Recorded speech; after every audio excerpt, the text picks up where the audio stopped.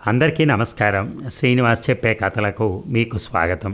ఇప్పుడు మనం వినబోయే సీరియల్ కొమ్మూరి సాంబశివరావు గారు రచించినటువంటి పదును లేని కత్తి గుళ్ళు లేని పిస్తోలు 3వ భాగం. మరి సీరియల్లోకి వెళ్దామా?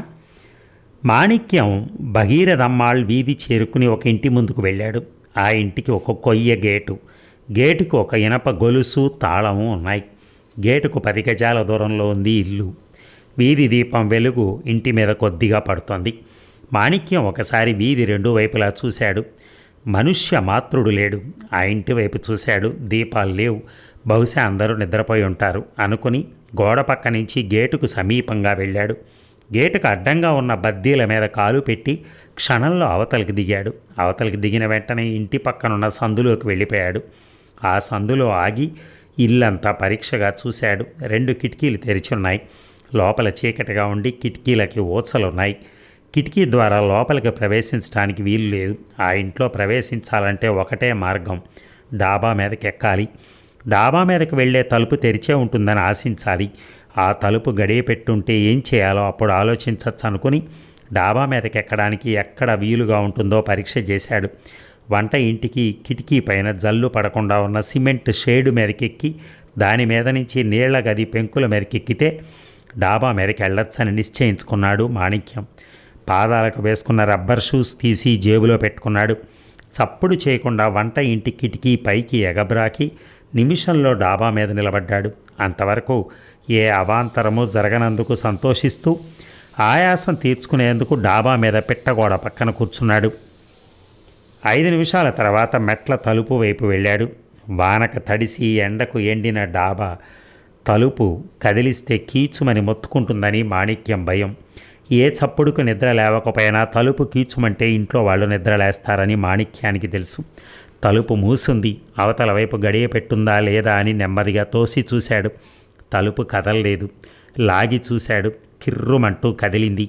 ఊపిరి బిగబట్టి ఇంట్లో కింద ఎవరైనా నిద్ర లేచారేమో, చప్పుడు ఏదైనా అవుతుందా అని చెవులు నిక్కబొడుచుకున్నాడు. కారు ఇంజన్ చప్పుళ్ళ గురక వినపడుతోంది. ఆ గురకలో తలుపు చప్పుడు కలిసిపోతుందనే ధైర్యంతో తలుపు ఇంకొంచెం లాగాడు. సన్నని మూలిగింది తలుపు. మాణిక్యం కాసేపు మెట్ల దగ్గరే నిలబడి నెమ్మదిగా చప్పుడు చేయకుండా మెట్లు దిగాడు. మెట్లు దిగగానే హాల్ ఉంది. మెట్లు వంపు తిరిగే చోట ఆగిపోయాడు. హాల్లో బెడ్రూమ్ దీపం వెలుగుతోంది.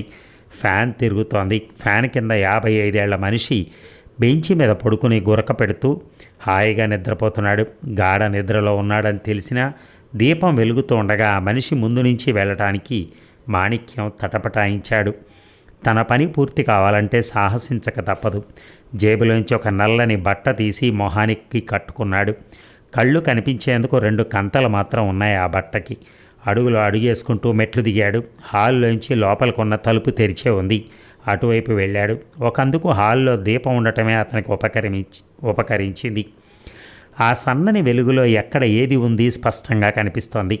ఆ అమ్మాయి ఏ గదిలో పడుకుందో తెలియదు. ఒంటిగా పడుకుందో లేదా ప్రతి గది వెతకాలి అనుకుంటూ కుడి చేతి వైపునున్న తలుపు దగ్గర ఆగాడు. తలుపు వేసి ఉంది. తోసి చూశాడు.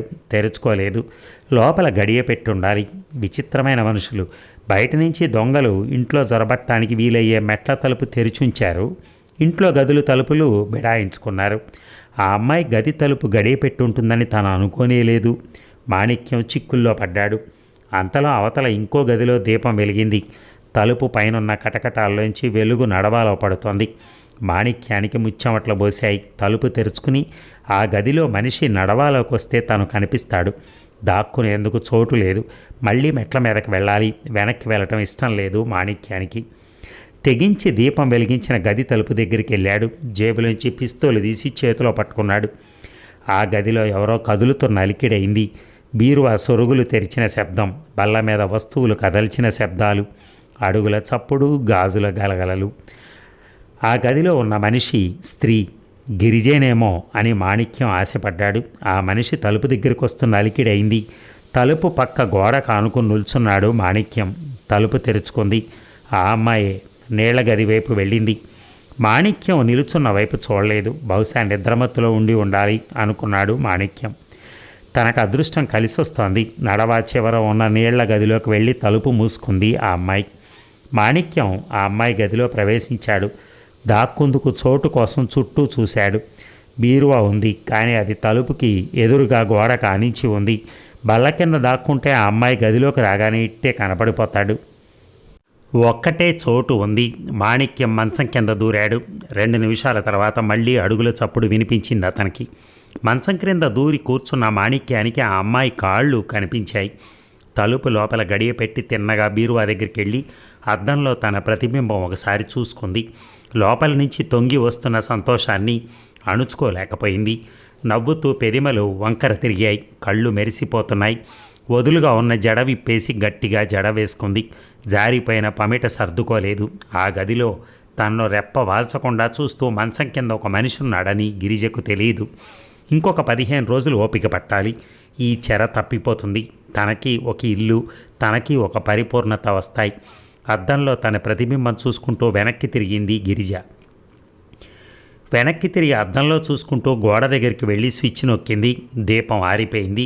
గదిలో చీకటి కమ్ముకుంది. గిరిజ మంచం మీద కూర్చుంది. కాసేపు అలా కూర్చునే ఉండిపోయింది.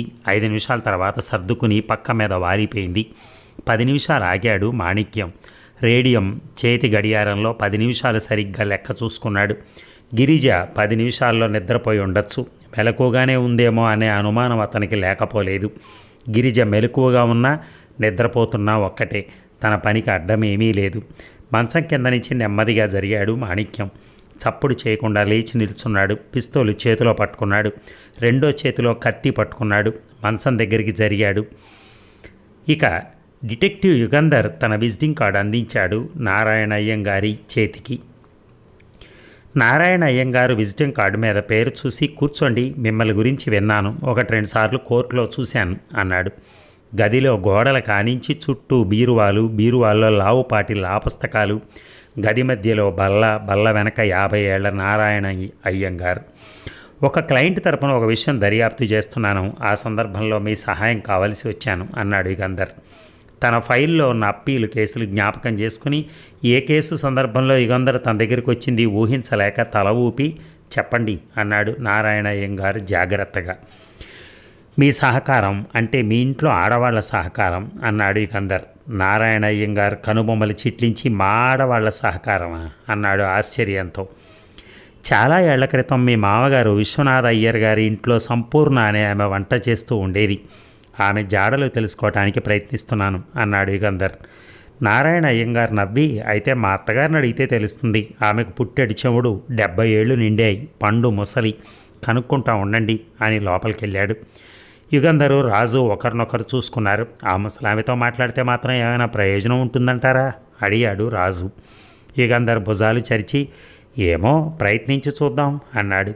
నారాయణ అయ్యంగారు తిరిగి వచ్చి, రండి అని వంటింటి పక్కనున్న గదిలోకి తీసుకెళ్లాడు. చాలా పెద్ద గది.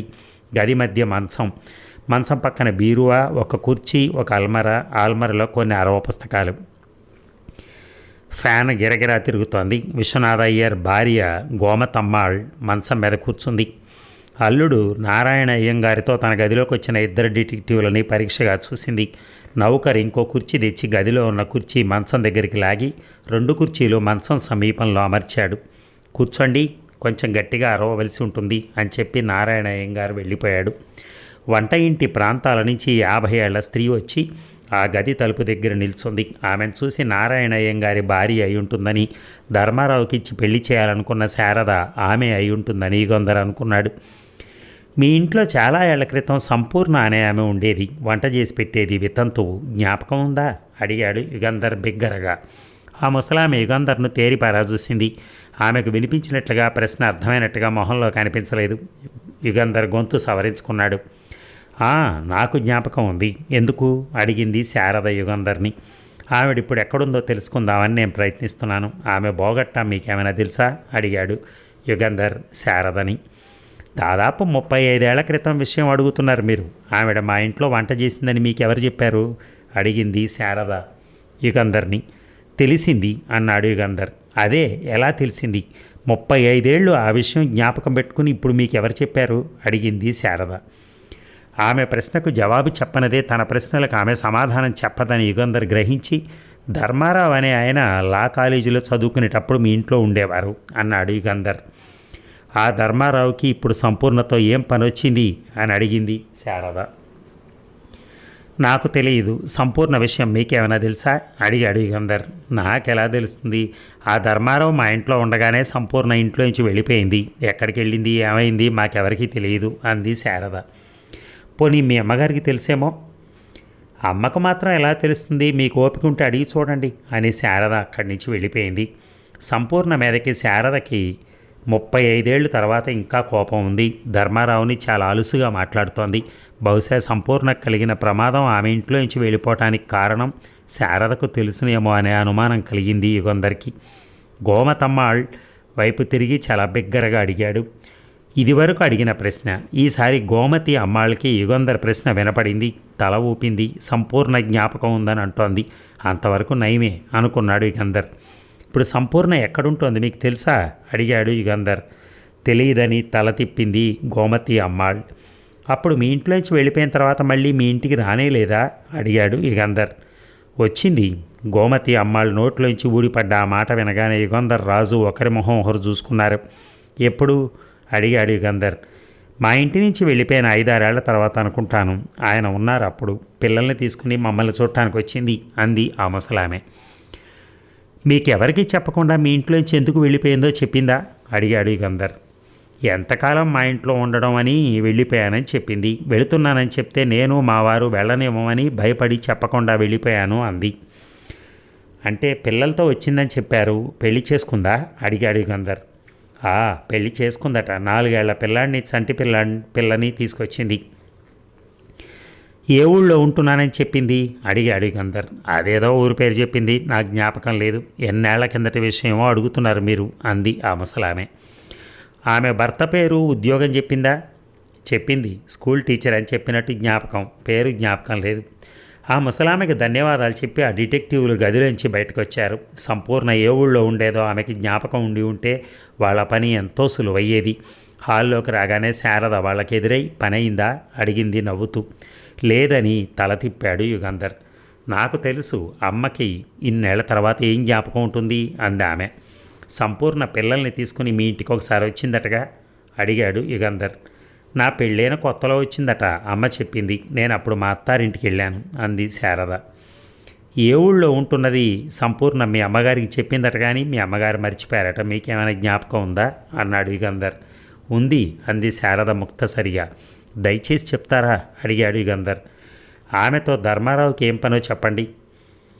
ఆమెకు అసలు విషయం చెప్పాలా వద్దా అని యుగంధర్ 2 నిమిషాల పాటు ఆలోచించాడు. ఆమెకు నిజం చెప్తే ధర్మారావుకు కలిగే నష్టం ఏమీ ఉండదని తీర్మానించుకుని చెప్పేశాడు.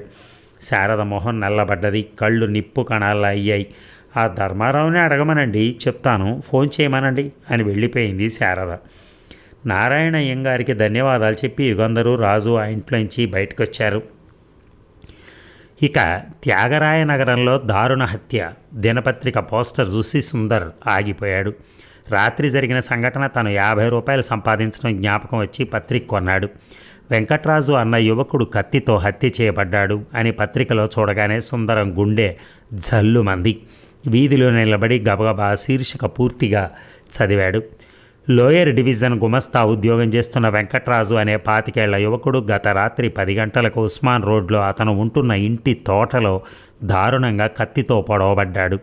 హంతకుడి గురించి ఆచూకీ ఏమీ తెలియలేదు. వెంకట్రాజుకి విరోధులు ఎవరో ఉన్నట్టుగా సూచన లేదు. హత్యకు కారణం దొంగతనం కాదు. హత్య చేయబడ్డప్పుడు హతుని చేతికున్న రిస్టు వాచి, బంగారు ఉంగరం హంతకుడు ముట్టుకోలేదు. పోలీసులు దర్యాప్తు చేస్తున్నారు. సుందరం పత్రిక మడిచి చేతిలో పట్టుకున్నాడు. బీచ్లో తనకి 50 రూపాయలు ఇచ్చిన మనిషి రూపం కళ్ళకు కట్టినట్టు కనిపించింది. తనేం చేయాలి? ఆ సంఘటన పోలీసులకి చెప్పాలా? అంతలో అతనికి ఇంకొక అనుమానం కలిగింది. ఆ మనిషి ఆ యువకుడి పేరు, యువతి పేరు తెలుసుకున్నాడు. వాళ్ళ చిరునామాలు తెలుసుకున్నాడు. వెంకట్రాజుకు సంభవించిన ఆపద ఆ యువతికి కూడా సంభవించి ఉంటుందా? అయితే మరి పత్రికల్లో ఎందుకు వేయలేదు? నిన్న రాత్రి టైం లేక ఇవాళ రాత్రి ఆ యువతిని హత్య చేయడానికి సంకల్పించాడేమో అన్న అనుమానం కలగగానే సుందరానికి తన ధర్మం ఏమిటో తెలిసిపోయింది. చటక్కన 13వ నెంబర్ బస్సు ఎక్కి సుందరం త్యాగరాయ నగరానికి బయలుదేరాడు. మద్రాసులో పుట్టి పెరగడం వల్ల అన్ని పేటలు, అన్ని వీధులు బాగా తెలుసు అతనికి. చాలా సులభంగానే భగీరథమ్మాళ్ వీధిలో ఆ యువతి ఇల్లు కనుక్కున్నాడు. సుందరం ఆ ఇంటికి కొంచెం దూరంలో నిలబడ్డాడు. ఇక ఏం చేయాలి అని ఆలోచించసాగాడు. వసారాలో ఒక వృద్ధుడు కూర్చుని తాపీగా చుట్ట తాగుతున్నాడు. ఫ్యాంటు లోపలికి షర్టు వేసుకుని చేతిలో ఒక తోలు సంచి పట్టుకుని వసారాలోకి వచ్చి తొంగి చూసి మళ్ళీ లోపలికి వెళ్ళాడు ఓ యువకుడు. ఆ యువతి కనిపిస్తుందేమోనని చూశాడు సుందరం. ఆమె జాడలేదు. తను వెళ్ళి ఆ ముసలాయనికి ఆ యువకుడికి చెప్తే ఆ యువతి వెంకటరాజు రహస్యంగా బీచ్లో కలుసుకున్నారు. ఆ విషయం ఆమె ఇంట్లో వాళ్ళకి చెప్తే ఆ యువతికి చాలా కోపం వస్తుంది. బహుశా చిక్కుల్లో పడుతుంది. వాళ్ళకి తెలియకుండా ఆ అమ్మాయిని హెచ్చరించాలి అనుకుని సుందరం అరగంట సేపు ఆ ఇంటి ప్రాంతాల్లో తారట్లాడాడు. కానీ ఆ అమ్మాయి వీధిలోకి రాలేదు. సరిగదా వసారాలో కూడా రాలేదు. ఏమైందా, ఎందుకు కనిపించలేదా అని ఆలోచించాడు సుందరం. బహుశా ఇంట్లో మూల కూర్చొని ఏడుస్తుందేమో. వెంకటరాజు హత్య చేయబడ్డాడన్న వార్త పత్రికలో ఆమె కూడా చదివి ఉంటుంది. ఎందుకు ఏడుస్తుంది? ఇంట్లో ఎవరికీ తెలియకూడదు గనక కుళ్ళి కుమిలిపోతూ ఉంటుంది. ఇక అక్కడ కాచు కూర్చుని ప్రయోజనం లేదని నిశ్చయించుకుని సుందరం వెనక్కి తిరిగి ఆ వీధి చివరి వరకు వెళ్ళాడు. హై రోడ్డు మీద నుంచి ఆ వీధిలోకి మలుపు తిరిగిన పోలీసు జీపు కారు సడన్ బ్రేక్తో అతని పక్కన ఆగింది. సుందరం ఉలిక్కిపడి జీపు కారులోకి చూశాడు. ఆ అమ్మాయి జీపు కారులో కూర్చుంది. అతనే అంది ఆమె సుందరాన్ని చూపించి. డ్రైవర్ పక్క సీట్లో కూర్చున్న పోలీసు ఉద్యోగి చటక్కని జీపులోంచి దూకి సుందరం పక్కకొచ్చి చేయి పట్టుకుని నీ పేరేమిటి అడిగాడు. సుందరం అన్నాడు గాబరాతో. సరిగా చూడమ్మా, ఇతనేనా అడిగాడు ఇన్స్పెక్టర్ ఆ అమ్మాయిని. అవును ఇతనే అంది గిరిజ. నిన్న రాత్రి ఈ అమ్మాయిని వెంకటరాజు అనే అతన్ని ట్యాక్సీలో దుంపింది నువ్వేనా అడిగాడు ఇన్స్పెక్టర్ సుందరాన్ని దబాయిస్తూ. సుందరం తల ఊపాడు. కారెక్కు అన్నాడు ఇన్స్పెక్టర్ సుందరంతో. ఎందుకు అడిగాడు సుందరం కంగారుగా. నీ ప్రశ్నలకు తర్వాత జవాబు చెప్తాను, ముందు కారెక్కు అనే సుందరాన్ని జీపు వైపు తోశాడు ఇన్స్పెక్టర్. తను ఎదురు తిరిగితే నడివీధిలో నామర్ద అని సుందరం మాట్లాడకుండా జీపు కారు ఎక్కాడు. జీపు కదిలి గిరిజ ఇంటి ముందు ఆగింది. దిగు అన్నాడు ఇన్స్పెక్టర్ సుందరాన్ని. సుందరం దిగి వాళ్ళ కూడా వెళ్ళాడు. లోపల హాల్లోకి వెళ్ళాక అలా బెంచి మీద కూర్చో అన్నాడు ఇన్స్పెక్టర్. గిరిజ తండ్రి ఆమె అన్నయ్య హాల్లో నిల్చొని ఉన్నారు. ఈ కుర్రాడు ఇందాకటి నుంచి ఈ వీధిలో తారట్లాడుతున్నాడే అని గిరిజ తండ్రి ఇన్స్పెక్టర్ సుందరాన్ని పరీక్షగా చూసి నిజం చెప్పు, నువ్వెందుకు ఈ వీధిలో తిరుగుతున్నావు అడిగాడు. సుందరం తడబడుతూ అంతా చెప్పేశాడు.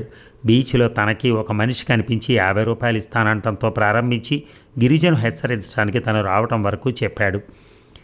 ఈ కట్టుకథంతా నమ్మమంటావా అడిగాడు ఇన్స్పెక్టర్. సుందర్ బిక్కమొహం వేసి నిజం చెప్తున్నాను, మీరు నమ్మాలి అన్నాడు. నీకు డబ్బిచ్చిన ఆ మనిషి ఎలా ఉంటాడు? 50 రూపాయల కోసం వీళ్ళని వెంటాడి అడ్రస్సులు తెలుసుకుని అతనికి చెప్పావని నువ్వే చెప్తున్నావు. 100 రూపాయల కోసం వెంకటరాజును నువ్వే హత్య చేశావేమో.